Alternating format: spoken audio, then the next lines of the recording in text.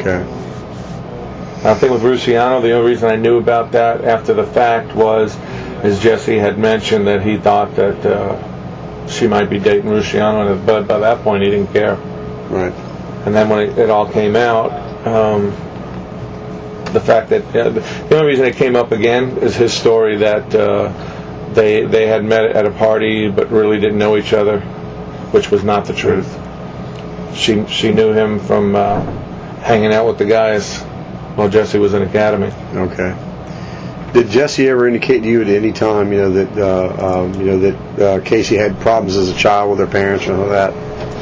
Just the stuff that I already knew about the constant fighting with her mother. Okay. Because Jesse one night had gotten into it with Cindy at the house over him being there too late, and Cindy went crazy. She started screaming at him, dropping the F-bomb. At Jesse? Yeah.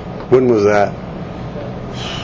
Kaylee's born, so that would have to be after she's born, probably late 05, early 06.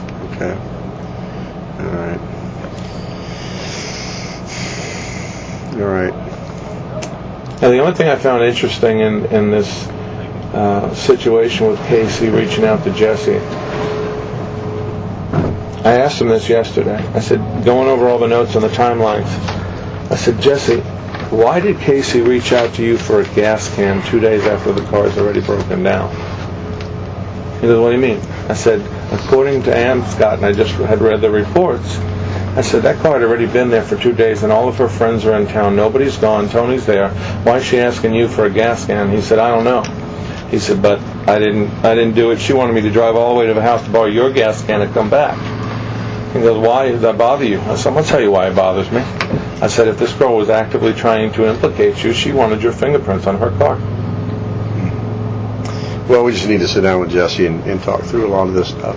What we're going to need to do. So we're I don't know if you talked about the airplane or trying to facilitate that. No, and I actually talked to Savage, so just whenever we finish up, we'll talk about that. Okay. Does Jesse have a problem?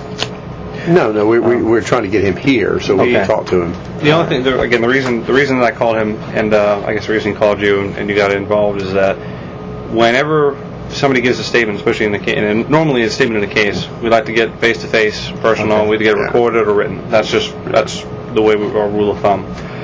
When he gives information, if it's information that's new, we need to do the same thing. Only because we can't explain later why we didn't do it. We don't want to lend any doubt as to why we didn't take the opportunity, or why, if he offered it, and that's the reason I called him. I didn't say you have to be here. I'm saying, hey, listen, you've offered it. Right. So if you've offered it, we want to take you up on it. No, I know he wants to help you. Right. I said to him, and he's hurting financially. He's never said anything to the contrary. We have no reason to doubt that. But because he brought up new information, especially about Lee and the fact that they were fighting in the house, Cindy and Casey, that's important to us. It's very important to us. Okay. We just need to get a statement from him regarding a lot of stuff, and we need to be here, so we need to have him here. So that's, and that way, we're trying to work that out. As opposed to having someone else meet with him and someone else asking questions, and not say he mentioned something and we go, wait, you know what? You never mentioned that, or hey, yeah, you did. And I want to kind of bring up that topic again.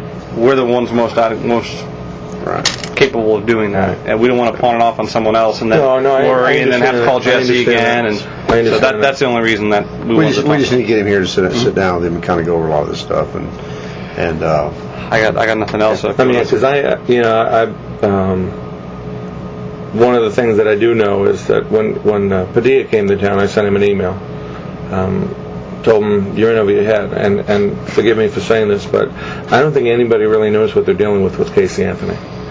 Casey's not home. You're not dealing with Casey Anthony. Well, obviously, Jesse has, he's somebody who's spent a lot of time with her. Right. So he's somebody we can ask questions about her, probably more so than anybody else. That's what's important. He's here, and whatever you can do to help facilitate getting him here so we can talk to him would be great. So that's, this is certainly a puzzle. I think right now it's a financial issue. I mean, he's waiting tables and tending bar and working around the clock to pay his bill. Okay.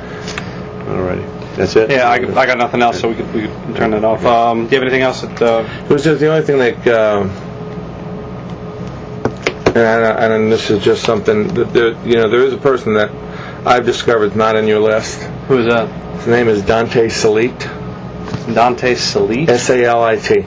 Who is he? He is a member of the little tattoo crew, Sean Daly and all those guys. Dante worked at Don Reed Ford in the parts department. He also lived at Sawgrass Apartments and moved out on the 17th of June. Okay. And I know he's in town because his MySpace page is being updated. And He went to Colonial High School with Casey.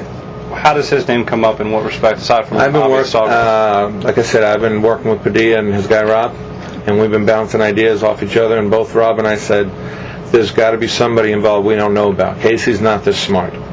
Even if she's the one who did it, she's not this smart. And so we began to look for names that hadn't appeared, and his name just suddenly jumped out. If there's a guy named Sean Daly, you interviewed him. If you go to he has a bunch of MySpace pages. One is called Lake Vag. Lake Vag? I'll send you the link. I think the Vag stands for vagina. There was some really hellacious drinking parties going on there. And what struck me about that was I tied another guy who I'm curious as to why he hasn't spoken to you, named Brandon Snow. Brandon Snow is the ex-Marine. No, he's currently a Marine.